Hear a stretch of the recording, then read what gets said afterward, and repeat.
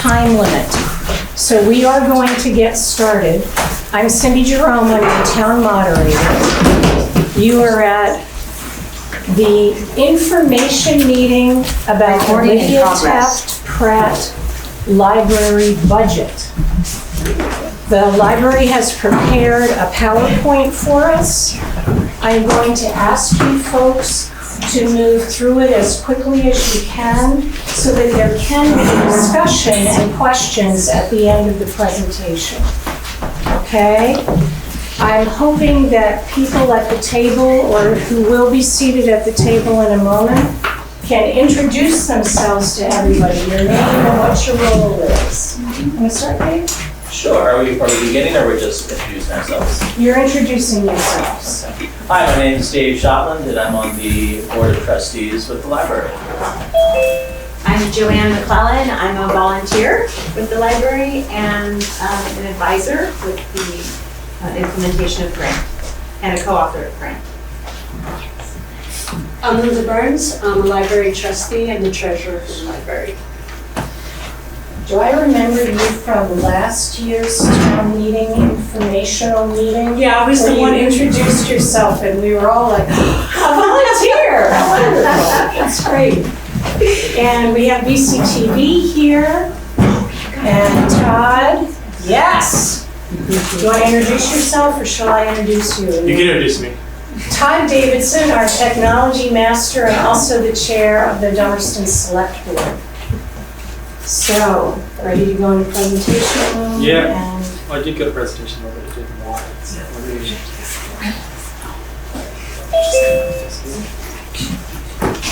you may not go to presentation, but just watch the safety.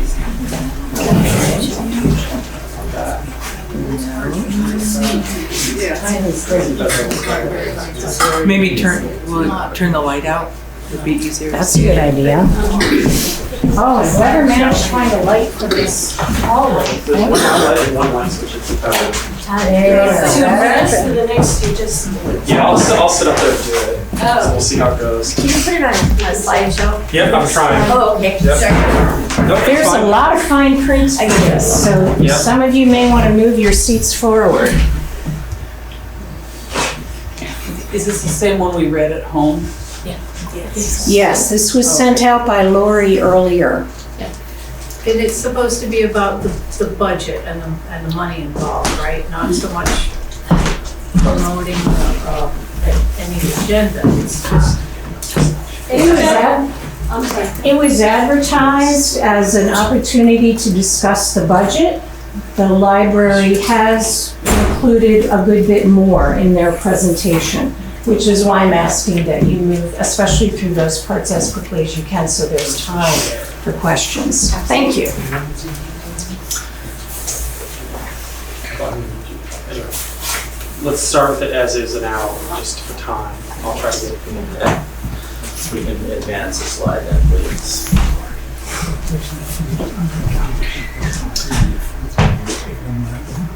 Okay. So welcome everyone. Again, my name is Dave Shotland and I'm the Board of Trustees. We are here today to talk about a few things regarding the library. I wanted to begin by sharing that I actually moved up here myself 6 years ago and used to live in the basement apartment of the Red Church that is directly next to the DCC. And I had learned that there was a library nearby and went to go seek it out one day. And while I was charmed by its quaintness, it did occur to me that any town deserves a well-functioning library that can serve not just for books to be checked out, but as a place for people to sit and read if they want, to meet up with a friend, to discuss this or that, to make use of technology that they might not have in their own home. And the library that currently exists does not have that. So you are going to hear today about the grant that was founded or was acquired, thank you. Awarded? Awarded through the efforts of Joanne McClellan, and our library director, Gina Marger. So you are going to learn a bit more about that as well. But overall, the idea that hopefully resounds with you is that this children's program, an expansion into the half of the room that we're now renting in addition to the main space, allows us to expand the library overall so that the main room we have can also spread its wings a bit more and be enjoyed more as a library for all. So our presenters, you've already been more or less introduced to. Slide, please. I'm sorry, are we not able to put it in slide share view? We are not right now.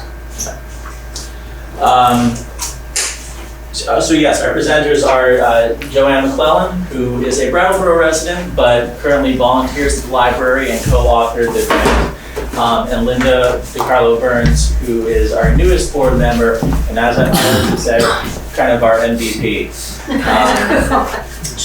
Linda has done many great things for the library over the last year. So the agenda we are going to go through is the timing of the budget that we are looking to have in the future. The grant itself that has been awarded and now is in working effect. Library statistics, so you can understand a bit more of the data behind who comes and goes in the library. The proposed budget we have for the next year or two, and then we will be concluding the presentation and taking some questions and answers. So with that being said, I'm going to hand it over to Linda.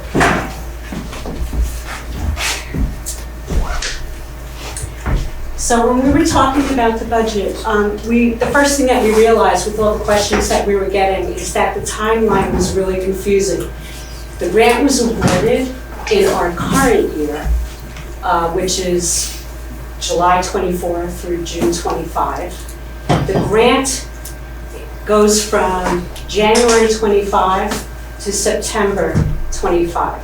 So 3 months of the grant falls into our next fiscal year, which is the budget that we're actually here to discuss, which is fiscal year, I'm going to call it 25-26.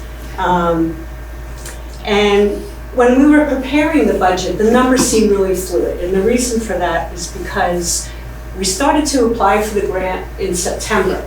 Libraries had never received this grant before. We weren't sure we were going to get it, but we still knew that we wanted to expand the library because it's simply not functional the way it is.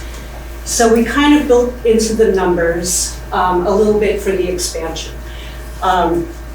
So we first presented the budget in October to the select board. And at that time, we were still in negotiations with the Dummerston Community Center for rent. So we didn't really have a number to work with, but because we were in discussions and we had floated around some numbers, I just plugged that number that we were floating around into the budget in October because we just did not know. We were awarded the grant in November. Budget presentations continue to be made with the select board through November and December. The numbers were getting a little bit less fluid because we were solidifying our negotiations with the Dummerston Community Center. And so really what's happening in the grant for 25-26 is that 3-month overlap between our current fiscal year and the next budget year. So 3 months of some of the expenses can be covered by the grant. And what we're asking for the rest of the 9 months is the continuation of the program into the next fiscal year. So that's what the budget proposal that we're going to be talking about is to discuss. So any questions about the timeline? Because we all had a little bit of difficulty getting it straight in our heads when we were talking through all the months. No. Okay, thank you. Now I'll turn it over to Joanne McClellan, and she can talk about the grant itself. And the context of that really does play into the budget. Yes. Hi, I'm Joanne McClellan. I'm a retired teacher, and I've been volunteering at the Thursday story time with Beth, and Dina invited us and created that program because I love children's literature. That's my passion and my skill set. So the grant, the program that is administering the grant focuses on children 0 through 8, but also their families. So we can skip ahead, although we kind of already covered all that. All right. So the grant was given to us by Building Bright Futures. So that is, it's not just a program, it's a coalition of private and public and people from around Vermont, and the Building Bright Futures was set up by the governor, answer to the governor, advising the governor on early childhood needs and education. And it's a very large group, 500 people or so.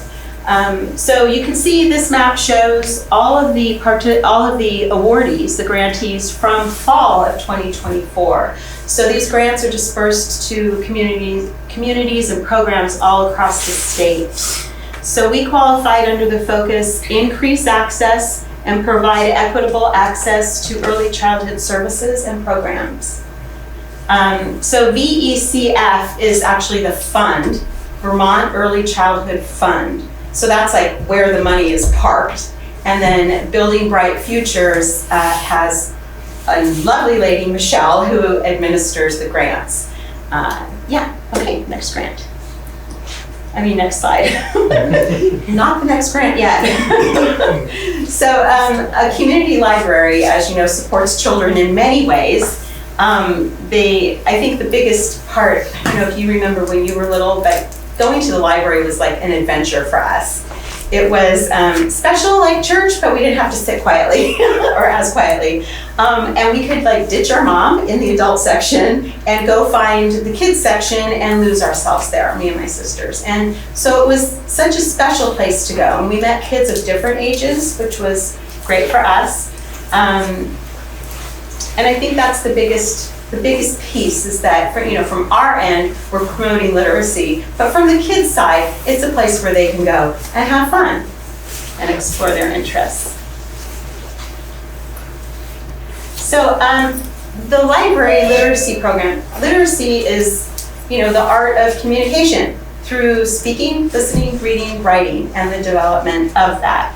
So a literacy program includes books, but it's what you do with books. So with little kids, prenatal even, you can start reading prenatal, to like age 2 or 3, it's the speaking and listening. So they're hearing stories and you're talking and you're telling stories or reading stories. And then as the children get older, reading stories, they learn to read. We would be doing, or we have been doing, reading response. So like we read a story and then the kids make a puppet, and paper bag puppet, they can bring it home, they use that to retell the story, and then that cycles around. And this slide just shows that homeschool and library all work together, and each bringing their own specialties to help children learn to read and promote literacy. Also, actually, could you just go back to that one? I think this is one of the pieces that we mentioned in the grant application that is special for a library, and because part of it was remote families, so children who are living not in a big town like Brattleboro, but if children are homeschooled, the community library acts as their school library. So I guess they liked that. Are you taking questions now or later? Later. Okay, later. So nuts and bolts. The room is across the room from the current library, so it's a close location. And the most important, I think, is that an open house event is planned for Saturday, March 1st. So we got a first delivery of furniture and materials today, so that's in the process of being unpacked.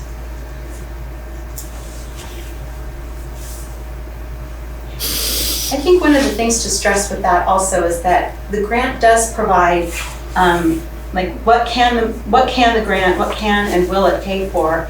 Some of the things it can pay for are like the things that we can keep, right? That when the grant ends, we don't return. They're Dummerston Library to keep. So furniture, books and materials, and technology. And then you can go to the next one. And then these items are things that the grant pays for the duration of the grant, and then obviously we can't cover beyond that. So events, a room rental, and personnel. And one of the nice pieces that there's a new part-time assistant librarian, Stacy, and having a part-time assistant librarian may allow for the expansion of the library hours. Okay, so the grant requirements, again, focus 0 to 8. We just talked about that. The intent of the grant must be adhered to. Data will be collected about the program usage. And then Dina will be working with the Building Bright Futures contact Michelle as the grant goes along for the whole 9 months. And Michelle is there to work with Dina and answer questions. Things like submitting reimbursements.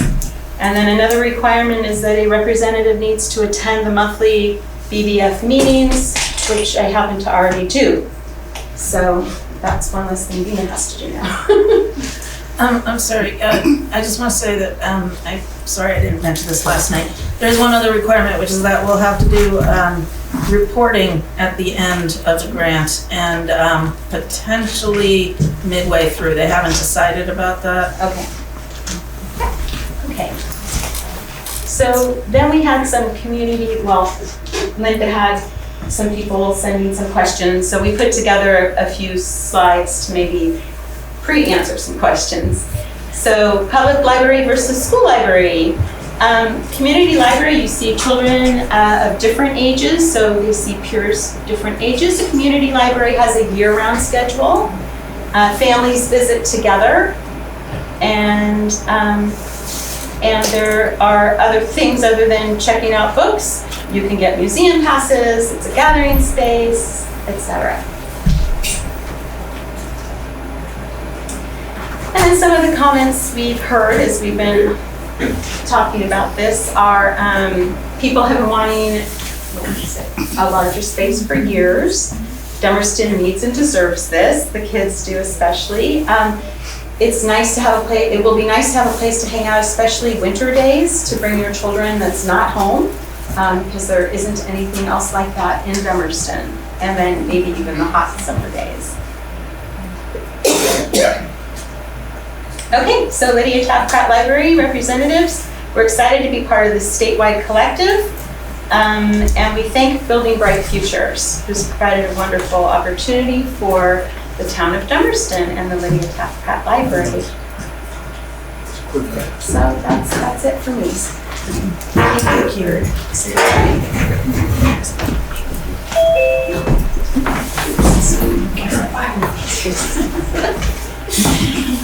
All right, so we got a lot of questions about who's in Dummerston, who uses the library, and how are we basing those calculations. So the 2020 decennial census says that Dummerston has 1,865 people. When I was first doing the budget, when I was first pulling the numbers together, I was using the American Community Survey numbers, which is what the Vermont Department of Library uses when they compare libraries to each other. The American Community Survey, by the way, is administered by the US Census. It's just a different way of calculating population. But in 2020, there were 371 children, ages 1 day to 14 years old. 5 years have gone by. Some of those children are now young adults, and new babies were born. So that number 371 is all we have to go on right now. It did fluctuate. In the American Community Survey, they had estimated in 2023 that there were 2,213 people. Not really sure how they come to their number, but they did say that the smaller the community, the larger the margin of error.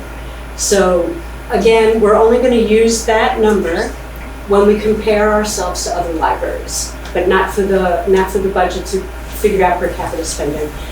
In regards to the library, we have 446 people. 24% of Dummerston residents have a library card with the Dummerston Library. Does not include young children. And people with an out-of-town address, there are 86 registered users, but we know that some Dummerston residents have a P.O. box in Brattleboro, and that would be considered an out-of-town address. So again, we'll just use these numbers for trending purposes and not necessarily accuracy. Next slide. So every month, we record how many people walk in the door, adults and children. We have no way of determining if it's one person visiting 5 times or 5 different people. Because when people come into the library, not everybody takes out a book. Some people go there for other reasons, to do some research or chat or whatever. So the trending is that on average, we have about 100 visitors a month for adults. But one thing to note about that apparently low number, we're only open 15 hours a week. So that kind of reduces the opportunity for people to come and visit the library. In the data supplied by the Vermont Department of Libraries, this is very old data. This is from 22-23. We just now submitted 24 data. So again, only used for trending analysis. You can see, based on the towns of similar populations, that we have the smallest square footage. We're not entirely sure how they got that number because the library room is roughly the size of this room, and I don't think that's 780 square feet. And you can see that in terms of hours open. I jumped ahead for square footage, went somewhere else. Hours open, 780 compared to the other libraries around us. Next slide. We can't see those numbers because they're very small. They're very small, I'm sorry, but they are in the website. And the other thing that we calculated based on that was per capita spending. And you can see, you can't see here, but when you do look at it,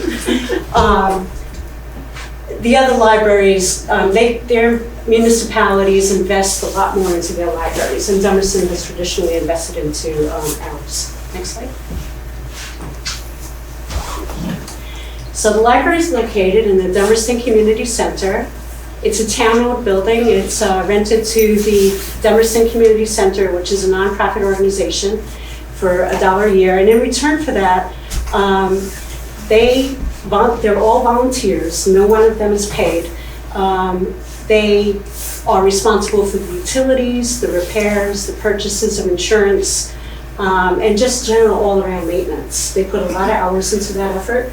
And the library rents a room. Their current rent right now is $6,300 per year for the current room that we're in. And that helps offset some of the costs that the Dummerston Community Center has incurred. Next slide. So, really tiny numbers. I'm going to talk in round numbers. I'm not going to go out to the cents. But of our proposed budget, the total amount is $51,000. The town support, as the lines in green,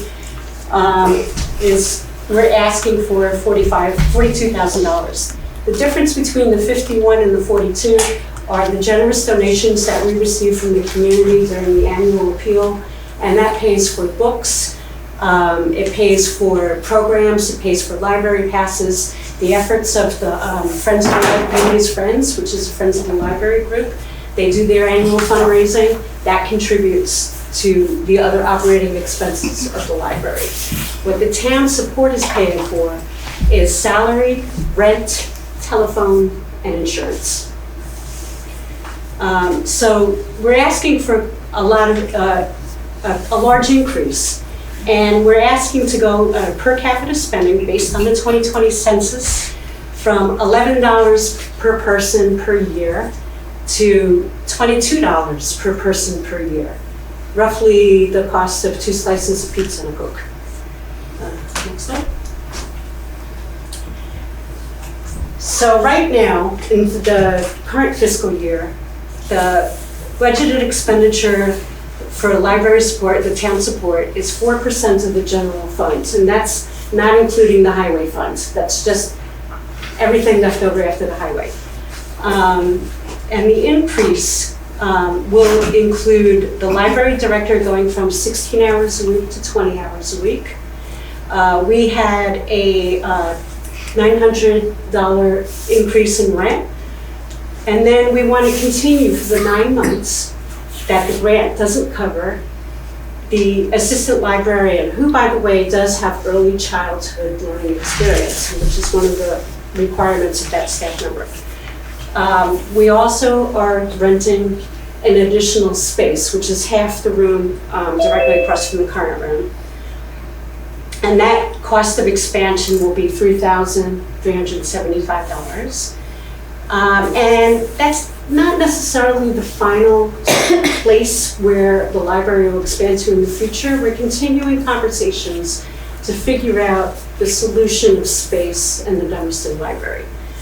But the total increase the library is asking from the town support is $18,000. That's what's in the proposed budget. And that would represent 6% of the general fund. The select board has approved an increase of $8,000 for the upcoming budget, which would be 5% of the general fund. Next. Thank you. So this is an investment, and once you make that investment, and if the entire budget is approved, you have to realize that this is also going to carry forward into the next 5 years. So roughly $16,000 a year going forward, based on a 2.5% increase each year. So the total 5-year investment in the library expansion equates to about $80,000. This is a pilot program. The grant is giving us an opportunity to do a proof of concept for a children's library. And so the grant is providing us that proof of concept that will help you all feel enthusiastic about investing into the children's program. And as we move forward to prove the proof of concept, we have to keep track of the number of visits. We thought we could keep track of individual unique users, but I don't think we can.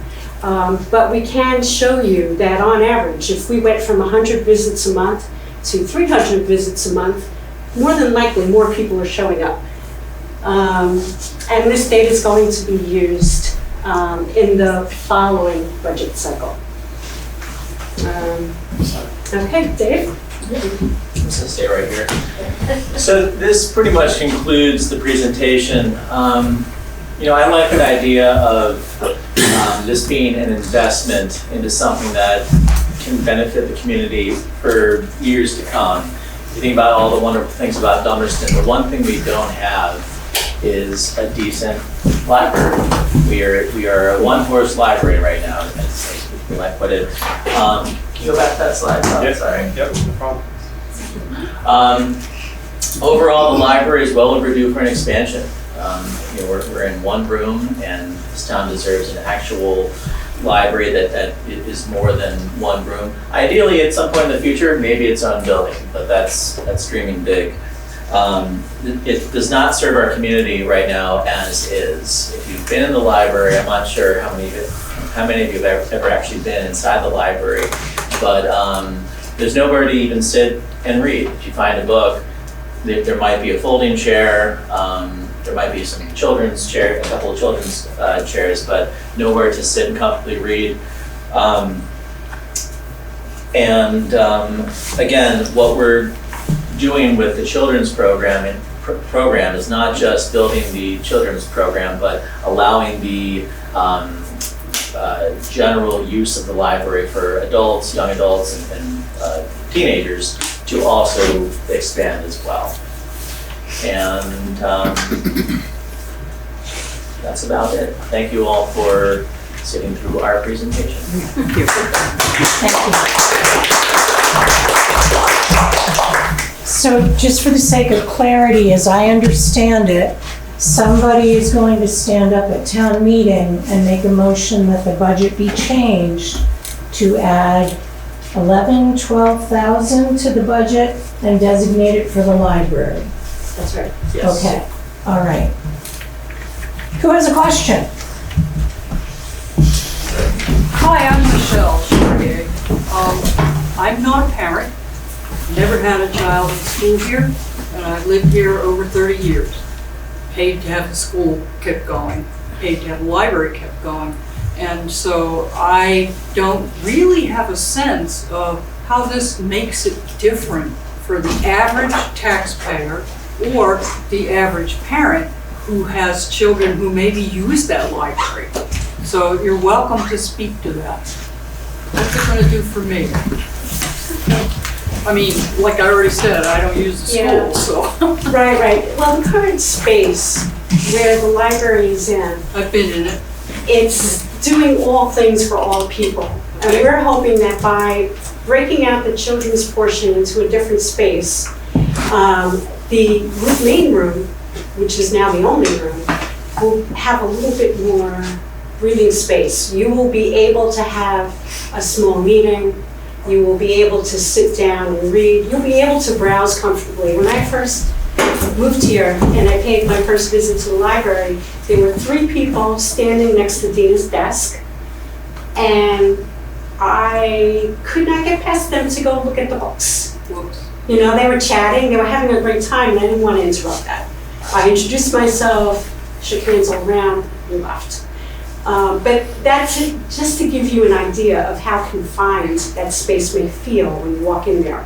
So we're hoping that by expanding and breaking out the children's portion, the main room will be a little bit more functional, and you'll be able to move around more easily, be able to look for books comfortably without bumping into people, that kind of thing. So the other space is really intended for children. Correct. Correct. But the advantage is the adults get more space too. That's what we really want. Another question? Yes. I have a question. Are you anticipating applying for another grant to carry forward? Oh, well, these uncertain times, it's hard to say.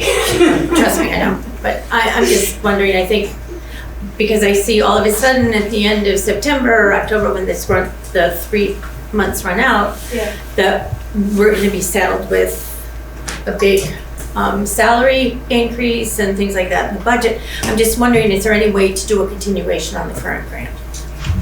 No, not at this time, not at this time. But as grant opportunities arise, we're always looking for that. But, yeah, I don't see it as a burden or saddling people with it. I really do see it as a vision of investment, so. It is, but for those of us taxpayers on a very limited We're all income, taxpayers. I just, I think we need to look at that as well. No, I understand. Another question? Gail? You indicated that this would be helpful, particularly to homeschooled children. Does anybody know how many children in Dummerston are homeschooled? No. And we only mention it because it's part of our community. There are some, we just don't know how many. But that's not the main purpose of that. And the redundancy with the school library often comes up in conversation. And this is meant to complement the school library. And not only that, at the school library, there are no parents sitting down with their children. It's not open year-round. It's not open after school hours. And young toddlers are not there. Even though they have a pre-K program, even before that, we're going to have some programming for kids even younger than that. Paul? You mentioned this is primarily for, the goal is for children at this point. That's correct? The grant is for children. Right. The goal is for space Mhm. and a continuation of expanded programming for children. But we could also have expanded programming for adults once we have the room to do that. Do you have any idea how many 0 to 8 age children are available in the community that might use the program? Well, I showed you the census numbers of 371 children. They didn't break it out any further than that, and some of them grew up, and some of them were born, so. And that's 2020 numbers you said? Correct. Okay. Yes. Ruth Hoffman, the question to me about the statistics is, I think that, I want to know if the whole town is going to support the library, especially an increase, how many different townspeople use the library. And it seems that we must have some more statistics about who's coming in. I wouldn't agree with the assumption that if the numbers go up, it proves that there's more people rather than the people that already used it are going more often. And to survey how many 0 to 8 children do we have, because it's a big, I'm also one of the town auditors, so I work with these numbers. It's a big ask for the town, and I think we don't have enough statistics to show the exact population. It's true. We don't swipe our cards when we walk into the library. But surveys can be designed. Sort of what I'm thinking is that some more survey work Yes, we could probably. could be designed for, as you come in, something to fill out or send to the town. Other commissions in town over the years have developed surveys, sent them out to the residents. You don't get 100%, but you get partial. It just seems to me that concrete information is, in my mind, still lacking. Yeah, I would agree with you. We don't have that concrete information, and hard numbers don't lie. So I agree, but we currently don't have the ability to do that. And I don't think we have enough time to fully send out a survey and tell, even if we get survey results, they're, what do you call it? Self-answering? Like, what's that term? When only the people who feel like it will answer the question. And other people will just put it in their spam folder. It's like, I really don't know how to go about. Well, right, but just, it seems like if this is a long-range plan, better planning for the numbers, to me, would be very important. I hear that, and we can definitely try to figure out how to do that. Now, I have to say, just for myself, I live on the east side. I'm a member of the Putney Library because it's so much more convenient and a more full-service library. So it's not that I've been in the library, I've seen it, but it's inconvenient for me and would have to have a lot more like special meetings to want to go down, over the bridge, especially in this crummy weather. If I can go straight up Route 5 and in 5 minutes I'm at the Putney Library. So, I'm just full disclaimer, I'm a member of the Putney Library because it's I live in West Dummerston and coming here can be a little scary. So it's hard no matter what. Your presentation says that you note everybody that comes in your door. With a hashtag. Yes. Perhaps you could break them down by age to some degree. Well, we do have adults versus children. Oh, good. Yeah, and that was in that little grid. Was it? Okay. Yeah, it was. But we will probably take this suggestion forward and definitely think about better ways to capture that information. Because obviously it's very important to us. Hey, Cindy? Jody's online and has a question. Oh, okay. I'm going to call on. Real quick, sorry, I wanted us to speak to that comment about using the Putney Library. I'm also in East Dummerston, but we've been hearing a lot over the last year or two about how it's more convenient to go to Putney and they have a nicer library, but that will always be the case, of course, if we don't have a nice library. So while convenience obviously does make a difference, and Dummerston is quite vast, if we had an attractive library that was worth visiting, that might change your mind. So that. Right, understood. And I also don't have any children. Yes. Young children. Thank you. I'm going to call on Geraldine and then Jody. Geraldine? Great. I'm Geraldine Wilson. I'm in West Dummerston up on Leonard Road. So first of all, I wanted to say thank you for the presentation. You guys were great. really appreciate people who can communicate ideas well and in an inspiring way, so thank you. I miss in Dummerston mostly a place to gather. So the fact that, you know, this is about the library is a little bit secondary for me. I'm really excited about the possibility of space where people can meet. I was at the Brattleboro Food Co-op this morning and Paul was there with a group of guys, and I was thinking, wow, you know, that could happen at the community center. And so blowing new life into the community center is really exciting to me. One of the things that I'm hoping to see, I mean, you've already got the grant, so that's going forward.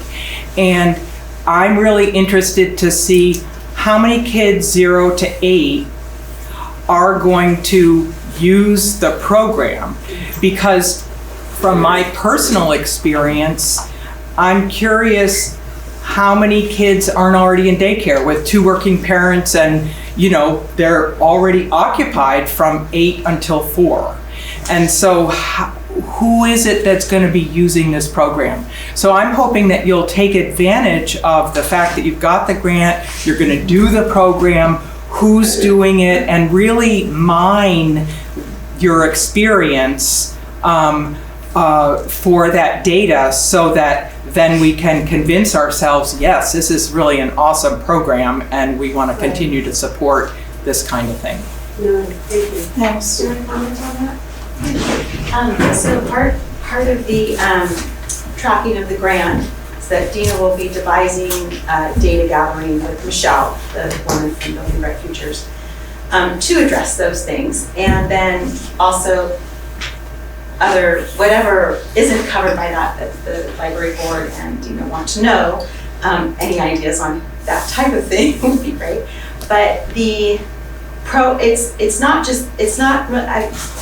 a program per se. It's not like going to school. There will be things besides books for children to do. But when we have our reading time, now it's an hour on Thursdays, and our space for the kids to sit is about half of this table.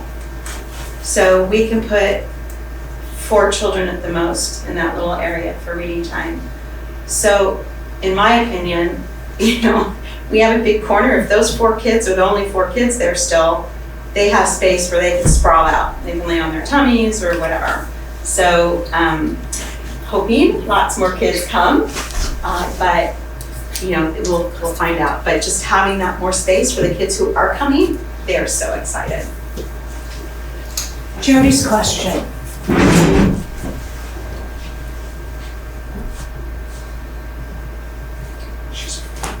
How will Jody be asking? Jody, you're still muted. Can you hear us?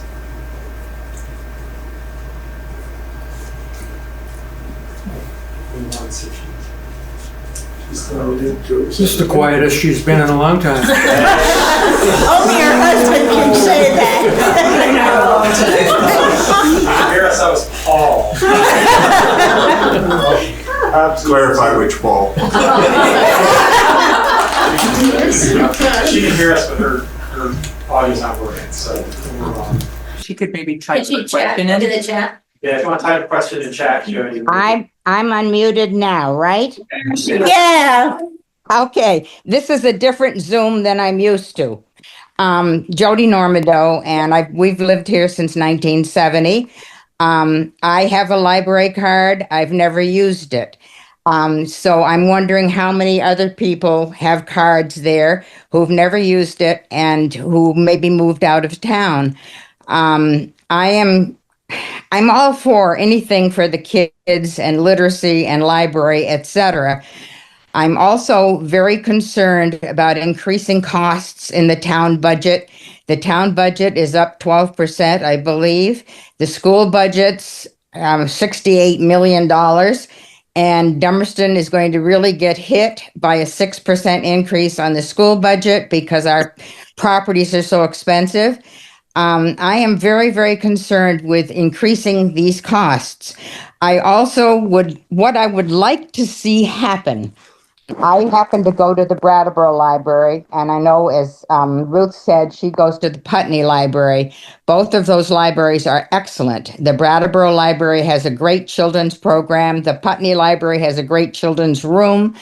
I would like the select board to look, and I think Todd brought this up at one of the meetings, where looking into Brattleboro or Putney, or maybe even Newfane, I don't know, but Brattleboro and Putney come to mind, that how much would they charge us per person to use the Brattleboro or the Putney Library? And I'm wondering how that cost would compare to this increasing cost, because if this continues, it's going up and up and up. And I've heard rumors that the library wants to use other rooms in the community center, and everything is going to cost us more.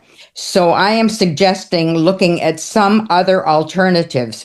I know several people I've talked to would love to have a card for Brattleboro, and I'm sure it's the same as for Putney. So perhaps we can work out with Brattleboro or Putney, and that would take care of the whole town. I think it's probably more West Dummerston. Unfortunately, I don't want to bring West versus East up again, but I think it's probably more the West Dummerston people use it. And I think what's there for kids, I think is great. And I think that should stay. But increasing it, I'm against it. Thank you. Yes, Suzanne. I have been interested in a lot of the points people have made, and Geraldine caught my interest about having a gathering place. And I've heard people use the term breathing room. And this may seem like a sidebar, but I have a library card for Dummerston. I've only used it 3 times because the space is moldy, and for people who are sensitive to that, it's a deal breaker. And so the idea of having breathing room and a place to maybe have a book group or other places for adults to expand their activities sounds really appealing, but both for children and for adults, it's an unhealthy building. So I'm just wondering whether there's been any discussion with the Grange about some way of rehabbing that. That might be too much of a side issue for this conversation, but Perhaps so. but I'm flagging it as Okay, one yes. piece. Yeah. I just want to, so I believe that the Dummerston Community Center did do some mold remediation for the building, is that correct? You did mold remediation? Me? No, really. Oh, you're looking at me. I was trying to talk. When you get your town report, look on page 32, 33. The community center has put an article in about all the projects that were done, and a good share of them address mold and other problems. There's been a major overhaul in that building with respect to that. I hope it's an old report about the condition of the building. Just take a look at that report. Right. Thank you. Tom, you have your hand up? I hadn't heard anyone mention it before, but as far as memberships at the Brattleboro Library, it usually costs $60 a year. They're increasing it next month to $110 for people outside of Brattleboro. For family? No, for individual. Well, I get one there, and I went to pay it, and they said next month almost doubles to $110. So that's worth considering. If you want a Brattleboro membership. Get it now. Yes. There's that, and if you want to do the cost analysis, the increase that we're asking for probably comes in well under that $100 for a new card at Brattleboro, or even at Putney, which I think they also charge. Dennis and or Bev. Okay, we have about 9 minutes left. Lou had her hand up. and then- So Lou Nelson, Mary Louise Nelson. I just want to say that as a user of the West Dummerston Community Center this year, I can say that the building, it feels much better to breathe in and to be in. And I just want to compliment the community center for its work and the cooperation of the town in doing the pass-through monies, however it was put together. And I really feel good when I walk in there. So I hope that it can be a space that is used for gathering. I've always wanted a place to sit down and have tea or coffee and talk to people. So, we do need something like that, and we've never had it in the center or either side. Thanks, Sue. Yeah, they've done a ton of work. I'm going to call next on Dennis or Bev, I'm not sure which one it is. This is Beverly Tier talking. I have volunteered as a librarian at that library years ago. I have an education degree and I homeschooled my kids. And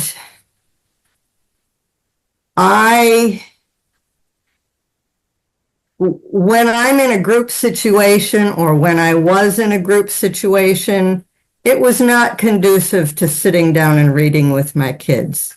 Sitting down and reading with my kids was a very intimate family time that we spent together. And I can't imagine putting it in a group setting. The other thing is I live, if you don't know, on West Street. Dennis and I are self-employed.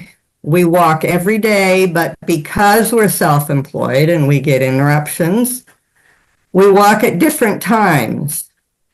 And often, in fact, I can only think of twice that I've seen any car other than Jessica's at the library. And we walk often when it is open, different days of the week, different times. I really question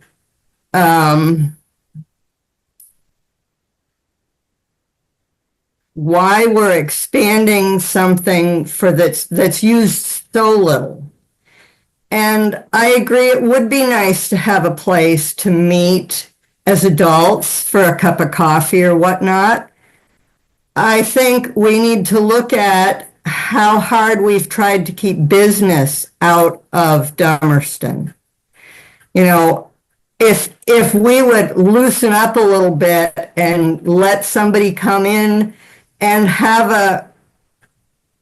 a coffee shop where people could come. But anytime anything like that is mentioned, it would be too much traffic. A coffee shop would be an expense of a business owner rather than an expense of all of us. And I personally wouldn't enjoy visiting in that extra room because it's a very cold room. It's not a cozy, warm place. There isn't coffee and hot cocoa there. And I don't think I can ask the people that run the community center to provide that. They're volunteers too. Thank you, Bev. Dean, I saw your hand. Well, I just wanted to reiterate the invitation to everybody to come on March 1st. We're having an open house. It is specifically to introduce both parts of the library to the community or reintroduce the library to the community. Again, the grant is enabling us to build out a children's program, but it is also enabling additional staff hours and additional open hours, which we think will make a big difference, and additional space for the adult library. So if folks want to get a feel for what it's going to be and what our vision is, March 1st is the day to do it. We're doing our open house all day from 10 in the morning until 4 in the afternoon, but be forewarned, at 2 p.m. there are going to be giant inflatable dinosaurs in the library. So if you want to either avoid the dinosaurs or catch the dinosaurs, 2 p.m. In addition to that, we have a cookbook club that operates out of our library, and they're going to be doing the catering for this event. So I'm excited to see what they come up with. We're focusing on hors d'oeuvres and finger foods. And then lastly, actually, I wanted to respond to what Michelle said earlier about what is the library doing for people who don't actually have kids. And I am excited about the new space expansion in the adult side, and particularly having additional staff and additional staff hours will enable us to really spruce up things like our online programs and our online services. We are offering more and more ebooks and audiobooks to people. We're noticing more and more of our community members, people we have never seen in the library, are using our ebooks and audiobooks. It's the same ebook and audiobook collection that you can get from the Brooks Public Library, but they will charge $120 for that privilege, and we do not. So that's something to mention, is the ebooks and the audiobooks. And in addition to that, we do interlibrary loan for people. So there are people who I know rarely come in the library, but a few times a year or more, I will end up interlibrary loaning books from other places for them. And those services are only going to be getting better as well. So I just wanted to put that out there. But really, if I feel like people are sort of having a hard time understanding our vision for the new space, and the best way to understand the vision for the new space will be to come and see it. And if you can't make it on March 1st, then come anytime after that, because we'd love to see you. Thank you, Dina. We have 2 minutes left before the select board meeting starts right here. Quick comments? Just Suzanne? real quick, not a comment, but just, there's been so many valuable comments. Was it $22 per RIP taxpayer for the coming year that you're asking for? Just the math. Yes. If you could- Versus $22 per person who's paying taxes in this town. It's per person. Per person. That- 1,865 people. Okay. So I think that's, in the overall budget, that's not a big chunk. So, I'm Stacy Reich. I feel like the increase is big, but I don't know when the library budget was last brought up in this town as far as increasing it, because even with that increase, we're still paying less per taxpayer than any other town. Okay. We are out of time. Thank you. It's great to see so many of you here. Thank you for your questions and comments. Thank you for your presentation. Board meeting to order on February 19th. We just finished the library information meeting. So for the regular meeting, we have 2 sets of minutes to approve, February 5th and February 12th.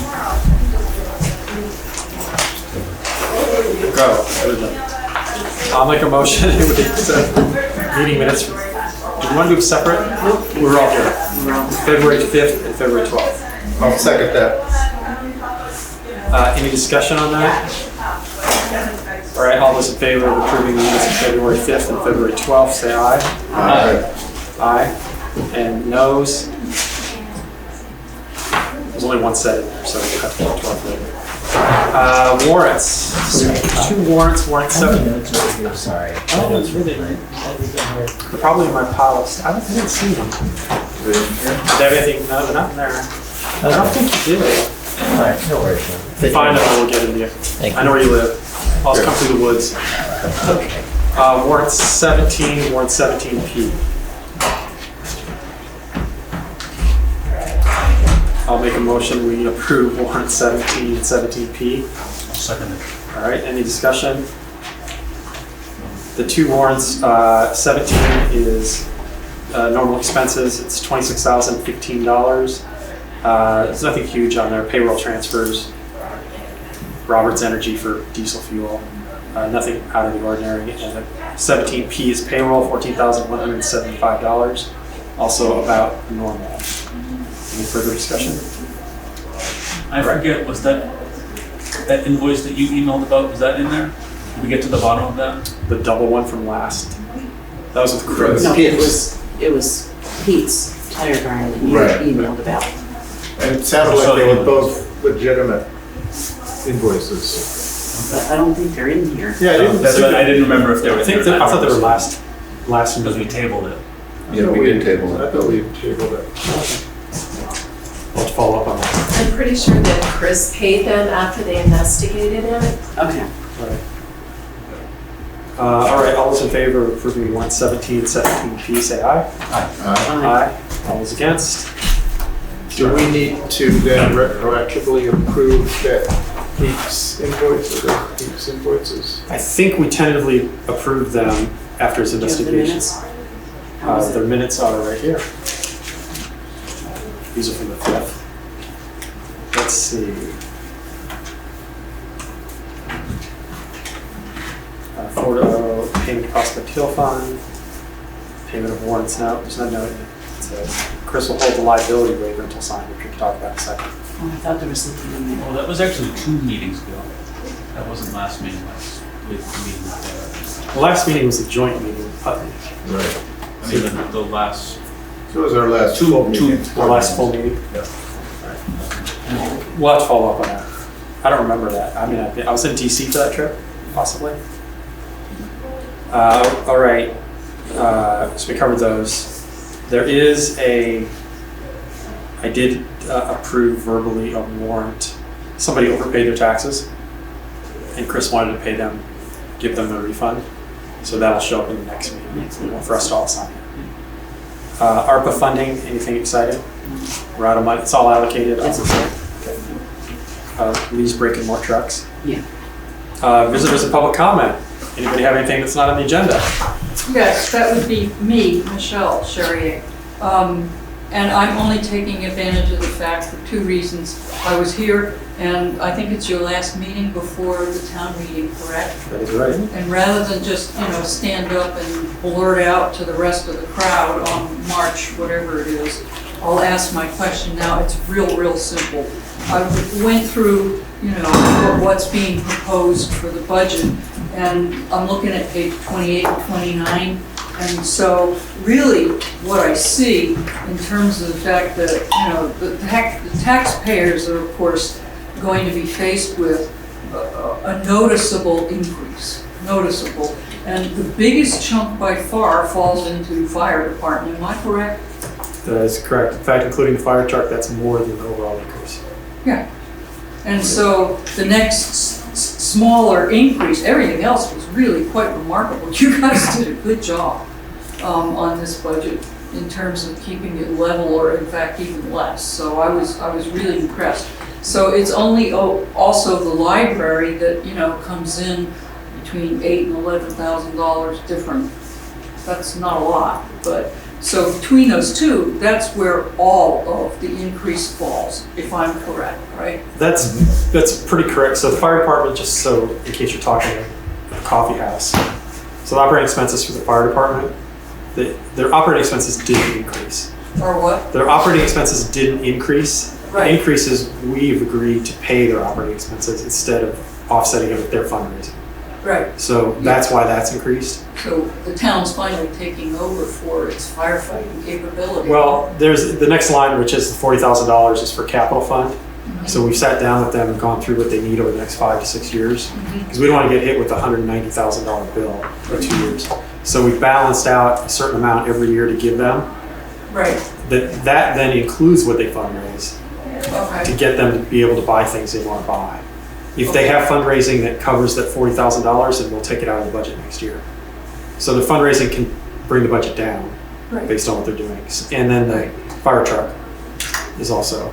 So basically, I believe the numbers roughly is, it's 150,000, or sorry, it's 60,000 for the fire department operating expenses. So 75,000 increase to them overall. And then the 115,000 for the truck. And those two together make up all of the 14 point, you said 14.4, 14.8% increase. So on a go-forward yearly basis, there is going to be, that level to support. For the fire department? Yeah. That's right. So this is what people have to get used to, is that, we want to have fire protection. We are also trying to energize the auxiliary, fire department auxiliary. Yes. With that hope that there might be more successful fundraising in the town that could influence our budgeting down the road. We're not going to count on that, but that would be a good outcome. Well, I consider it, a required service. So, I'm not going to shake my head and say, gosh, I don't want to spend that money. I'm happy to spend the money. If I have to spend, I just soon spend it on our own safety here. So, and so that was really the questions I had is where most of this lie, and it really is on that, and that's really what will take, I guess, the most explaining, you know, I hope not the library. And there's a, you know, as was pointed out, there's a big chunk of money that starts in this next year for paying for the fire truck. Right. You know, and that was already voted for, so that's not being debated at this meeting. That's the capital But plan. it's interesting, I don't know if any of you saw it, but there was an article in the New York Times the other day on fire truck manufacturing around the country and the shortage of fire trucks and the dramatic price increase that's going on. So it could well be when we look, you know, 5 years down the road, when we look back, we might realize, gosh, we got in just in time. You know, that there's doubling of prices. There are only 3 companies that make fire trucks, and you know, I don't know if they're colluding to raise prices, but prices are going up and delays are preventing departments that need trucks from getting them. Well, I read that part of the problem is the stainless steel that they like to use on the tanks, because your tanks can rust out quite easily on fire trucks. And stainless steel, most of the manufacturing comes from Canada. So we're looking at anything to do with steel or aluminum. I'm also worried about the breweries that are trying to come in. It's not going to be cost effective for them. With tariffs. Well, thank you. I mean, I know you're gonna give a big explanation probably on meeting day. I just really want to make sure I understood what I was reading when I read those 2 pages, and I thought, oh, that's where it's all coming from. And there's an article in the news, whatever. Yes. You would decide to mail that to everybody, go cover. I of course, I've already read it all before it ever gets published, so. One more thing to tag on to Michelle is that, I don't know if you've all seen the town report. The capital plan that the fire department has printed in here is very different from what they gave us. Right, and we have that. I have not bounced it off. When we did the exercise, I've got the spreadsheet that we used to do the exercise, so we'll have to. It's very different, very different. And their financial information that they gave in here, there's no actuals, which is very disappointing. While we're on it, there's 25K in the structures fund, but I think we're doing 0, right? Here it is. Highway structures fund, it says 25,000. Did we do that? That's an estimated expense that Lee's gonna have. Okay, good to know. Right. Yes. Thank you. All right, thank you for the question. Thank you very much for your time. All right. Lori, Dave. I like being in this building, by the way. Just here for second breakfast club, and nothing else to do. I'm just curious. Did you walk here? I did, but then Phyllis picked me up on halfway up the hill. So. Nice. Road foreman's report, Lee's up, he said he's up north. I don't know what that means. There was nothing new. I did ask him to look one more time into the trailers that are down on Route 5, that are just on the side of the road. It's been driving us crazy forever. He's gonna work at and I never remember her name, the woman who's in the Department of Roads. Megan. She's got a lot of calls. She's working it too, with trying to figure out whose property it is, et cetera, et cetera. And I'm gonna have Roger take a look at it also. We got no mowing bids. We got another truck bid though. Okay. So we have 2, Faith's Ford and Ford of Claremont. So I guess we can open them and see. And the winner is, which truck is this? We're only gonna open them, it's not set up for us. Usually we open them at one meeting. No, you can open it. And then we give them to Lee to review. He reviews them, okay. And then comes back at another meeting with a recommendation. And that's when our truck guy, known as Paul Adler. You can't do that, Alex. We don't do that. As I open these, I think it's important to note that this is Alex's last select board meeting. So we want to thank him for stepping up when we needed somebody. Thank you. All right. La La Land. No, that's not it. Sorry. So 70K. Is it 70,000 even? No, it's, we would give it the exact number, 70,000. For 155. Oh. Who's it for? Ford of Claremont. and it's for FSH 4x4 regular chassis cab DRW. F550. That's what I want. Yeah. How much was it? And how much? 70,155. Okay. Oh, 70,100. Yeah, I thought I misread it. 55,000. Oh, okay. Yeah. Sorry. I was gonna say. 70,000. Fates Ford is a 2025 F550, regular cab chassis, and they're coming in at 70,289. So you're both very close, okay. Yeah. Yeah. We'll put those back in the I think they colluded. All right, so we'll put that on the next, after the town meeting. Correspondence information, Act 250 permit. I got the, did everybody get those emails? Yeah. So, for A&R Act 250 denied them everything but their seasonal bond. Right. I think they're going to appeal for the boathouse. Yeah, I think I saw the appeal. There was questions submitted on that, so we'll see how that goes. We've already supported it. So. Thank you, Dave. Yeah, no problem. Anything else on correspondence anyone wants to discuss? All right. Connecticut River Conservancy public comment notice. I want to pawn that off on the Conservation Commission. I'll hand that to them to write about it. That's what we got.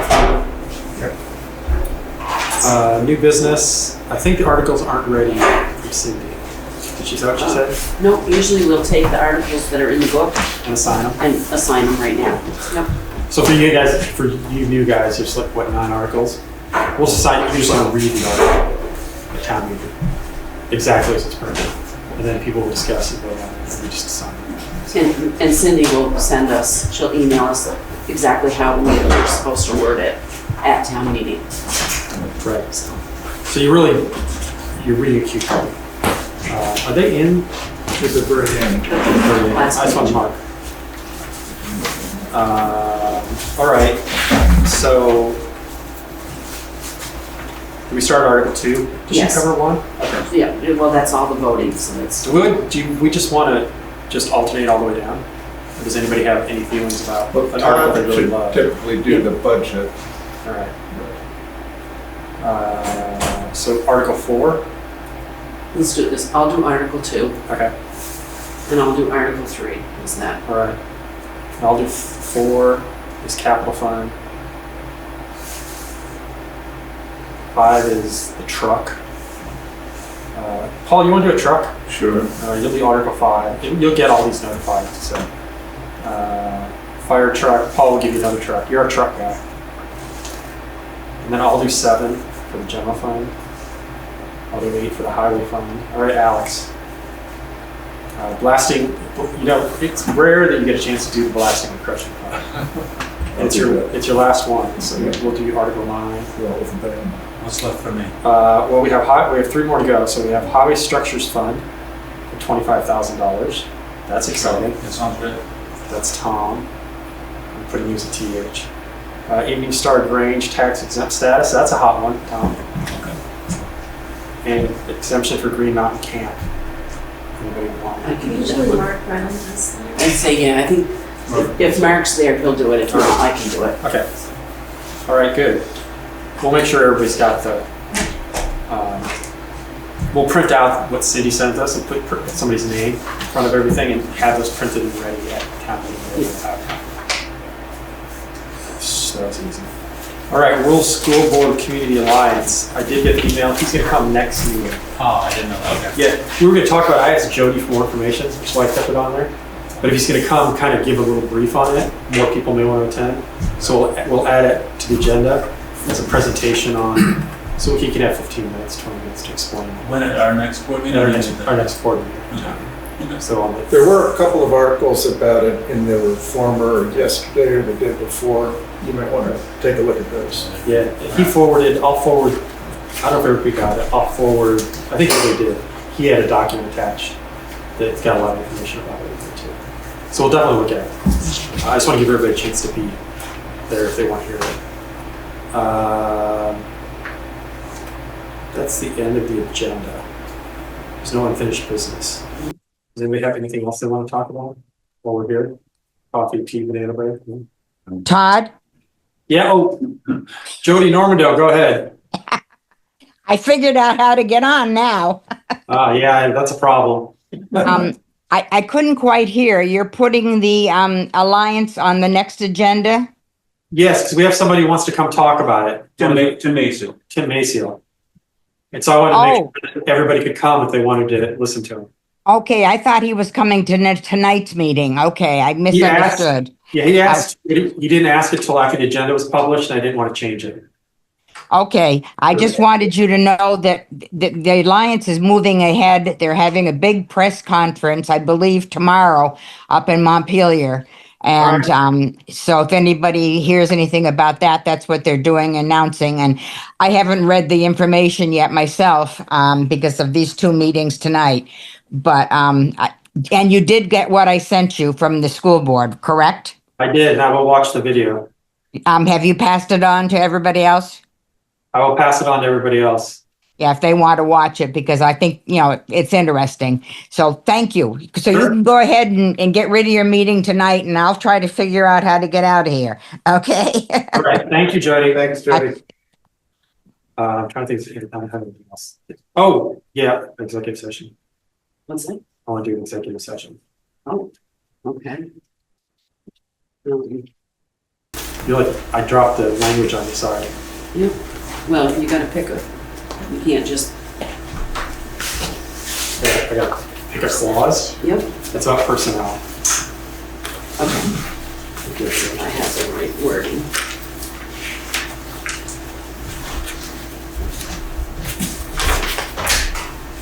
Let's see.